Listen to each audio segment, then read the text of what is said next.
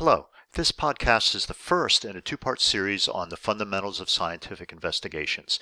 In this part, we're going to learn how to design experiments, that's developing research questions, identifying our variables, and developing our procedures. We're also going to learn how to create data tables so we can organize our data. First, let's take a look at designing experiments, and that all begins with the research question.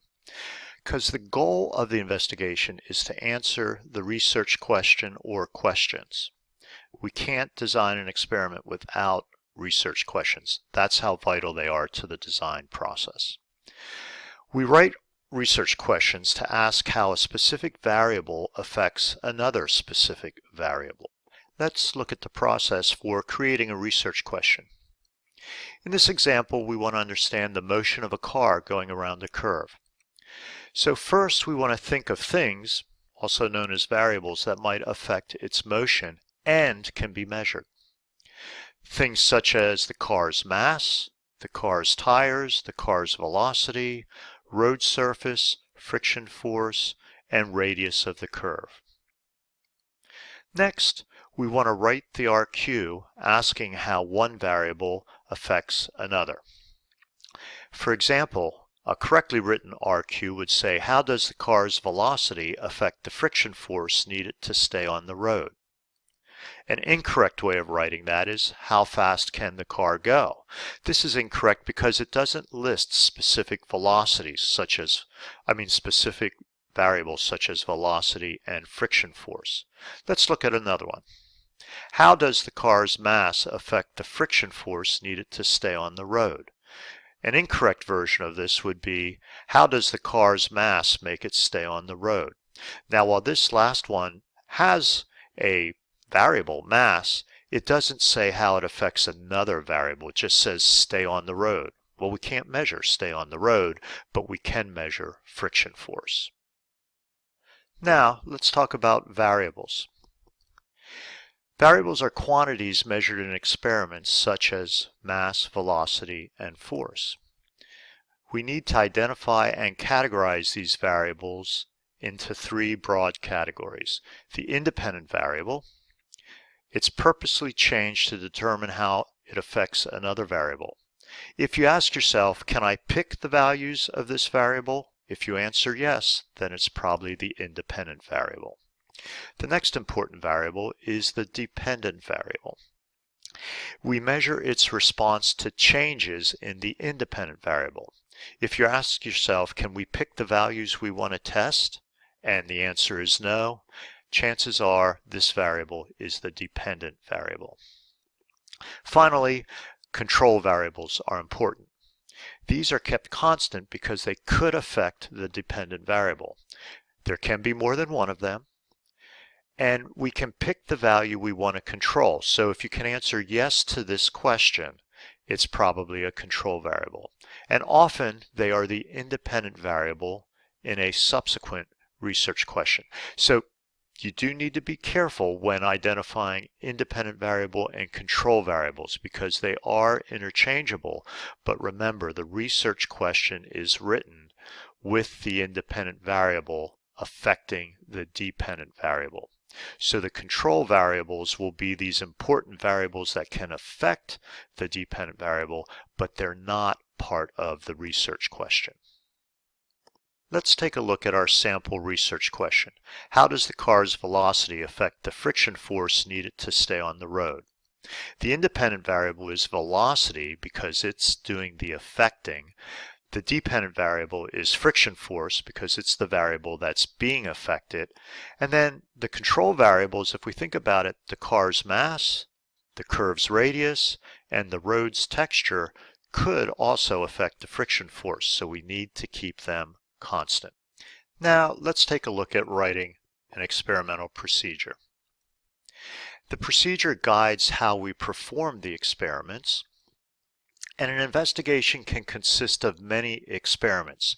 The definition of an experiment is something that has the same independent, dependent, and control variable throughout. So typically each research question will require its own experiment. So step one in the process is we need to identify the independent, dependent, and control variables for each research question. Next, we need to determine how many trials to run. So a trial has one value for the independent variable. For instance, in our research question, the independent variable is velocity. So one value of velocity would be one trial. We want to run a minimum of 5 trials. Ideally, we'd run many more than this, but time is a limiting factor in our class. So we pick a minimum of 5 trials because 5 data points can identify a linear relationship, and we'll learn later on why that's something we're after. Finally, we want to pick a wide range of values. The largest value should be 100 times the smallest value, but that's not always possible. So in our class, we want to focus on having at least the largest value 10 times larger than the smallest value. The third step is we want to pick values for the control variables. These must be kept constant. Step 4, we want to determine how many duplicate trials should be run. A duplicate trial is a trial that repeats the independent variable. So for instance, velocity is our independent variable.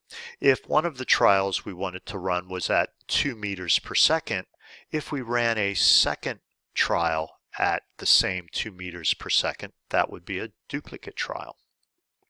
So more duplicates gives us more confidence in the results, but takes more time to do the experiment. So if our measurements are accurate and our control variables kept constant, then we're not going to run any duplicate trials in this class because we have limited time. However, sometimes we'll have experiments where we can't accurately measure the variables, or we have trouble keeping the control variables constant. Then we'll need to run 2 duplicate trials for each value. Now that would mean a total of 3 trials for each value. The original trial plus 2 duplicates. Step 5, create a data table for each experiment. If you aren't able to create a data table, then you aren't done planning the experiment. You don't have enough things figured out yet. So we're going to look next at how to format a data table. The reason we create data tables is to organize our data, accurately record measurements, identify trends in the data, and effectively communicate results to others. A data table is required for each experiment, so an investigation could have more than one data table. Here's an example of a data table. For this example, we're using between velocity and friction force. Let's look at some key functions of this table. First of all, the table is set up in columns. They go vertically, and rows, which go horizontally. First, a table needs a title, and the title includes the table number.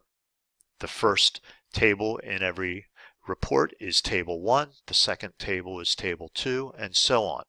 It also needs a descriptive title. Now there's several ways to do this, but one of the easiest ways is to list the dependent variable versus the independent variable. So in this case, the dependent variable is friction force and the independent variable is velocity. So it's table 1, friction force versus velocity. Another way to describe this could be table 1, the effect of velocity on friction force. So again, more than one right way to do it, but if you're using the versus template, it's dependent variable versus independent variable. Next, let's take a look at our data columns. It does matter what order they are in left to right.